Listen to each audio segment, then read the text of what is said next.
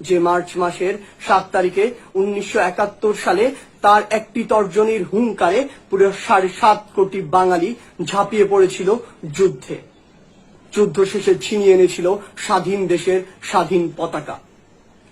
অনেকে বঙ্গবন্ধুর সেই ভাষণকে আব্রাহাম লিঙ্কনের গেটিসবার্গের ভাষণের সাথে তুলনা করে থাকেন, কিন্তু আমি কখনো সেই তুলনা করিনি।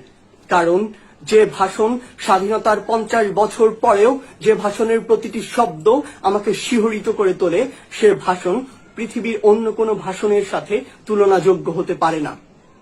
তাই তো আহমদ ছফা যথার্থই বলেছিলেন। তিনি বলেছিলেন, বাঙালি জাতির শ্রেষ্ঠ কাব্য বলাকা সোনার তরী কিংবা গীতাঞ্জলি নয়, বাঙালি জাতির শ্রেষ্ঠ কাব্য আর দাবায় রাখতে পারবা না।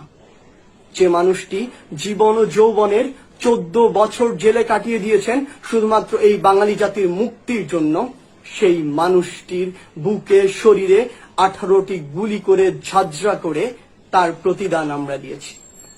এতটাই অকৃতজ্ঞ বাঙালি আমরা।